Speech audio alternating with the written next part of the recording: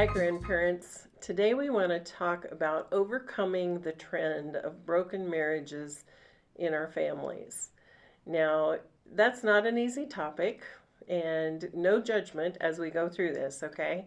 I've been there, almost everybody I know has been there. So we need to get honest, though, in order to deal with this issue in our culture. So you're not alone if you're facing divorce or have faced it. And if you see marital issues in your families, in your children, the big question is, what do we do about it? Statistically, we're still seeing about 50% of marriages end in divorce. Another interesting trend in marriages is that there are just plain old fewer numbers of people getting married. And if you want to check that out and do a little research on your own, go to www.cdc.gov, and there are some marriage statistics, and we'll put a link up for you. But there are some things and some trends you can pick up just looking at their charts. The number of people lowering, or the lower number of people getting married, though, in the last 20 years is pretty interesting.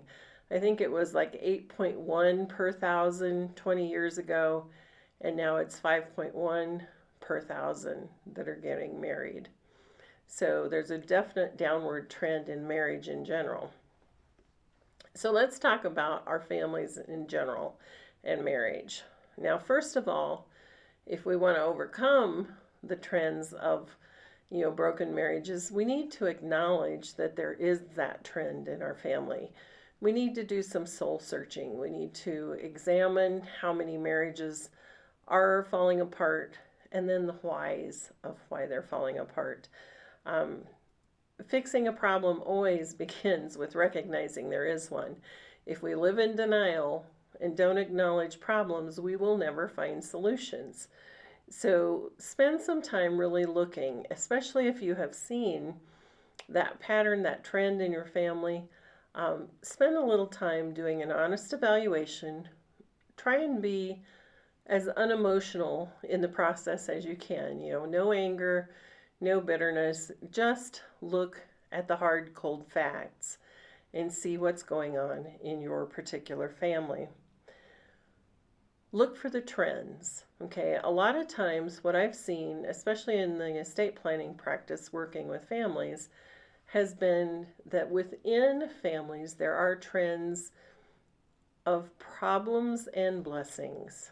Okay, as it relates to marriage, there might be a trend of multi-generational physical or mental abuse. There might be trends related to addictions, whether it's alcohol, drugs, different types of substance abuse. That tends to run in families. And those issues most definitely affect marital rates. It's hard to remain in a marriage with an abuser from either direction, male or female. And so we need to recognize those things, identify those issues, and see how they affect marriages within our family, and begin to deal with the why. And that's what you pick up when you look for those trends within your family.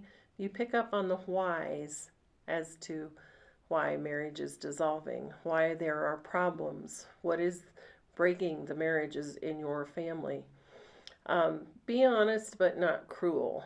Spend some time, identify the problems, and then figure out how to get help. It may be that your family needs some professional help, counseling, some change in behaviors to eradicate problems. Maybe identifying it and simply changing some behaviors on your own is enough to fix basic problems.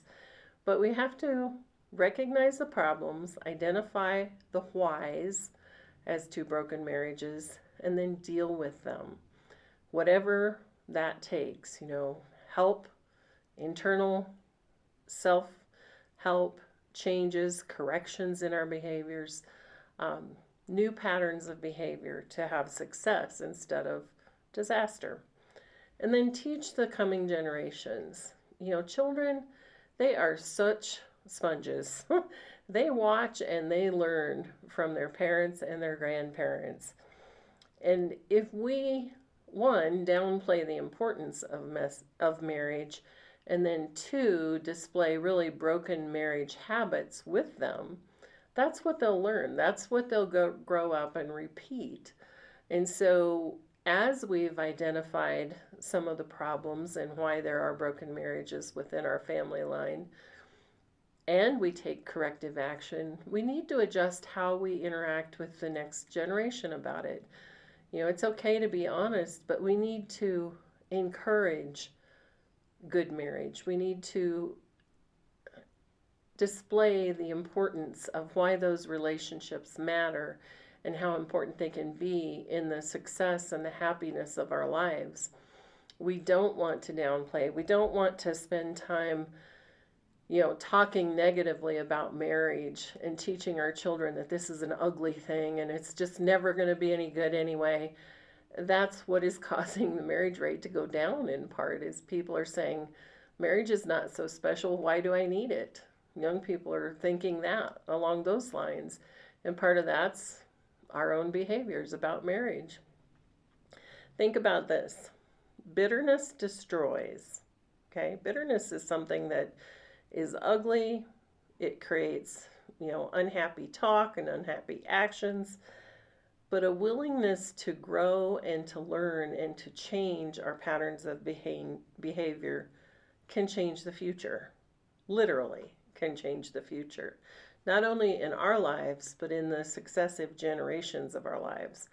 If we choose to admit our mistakes, make changes, and then talk openly with our grandchildren, we have a much better chance of passing on and modeling good behavior patterns for them, or marriage patterns for them. And then new marriages in the family. Once you've gone through this analysis and you've spent some time really working to correct problems, to correct even your own language about marriage, help the new marriages in your family. Be a part of making them succeed. Yes, young couples want to be independent, and we want them to be independent, but be there to help them as needed and as requested. Offer help if they don't want it, that's fine. But let them know you're open. If they're struggling a little bit, you're willing to talk. You're not going to judge. You'll be there to support them as they work out their own issues and behaviors. And don't pass along preconceived notions. We were having a conversation in the office before about today, while we were talking about videos and whatnot, talking about, the mother-in-law stereotypes and other stereotypes in family. And those patterns are out there.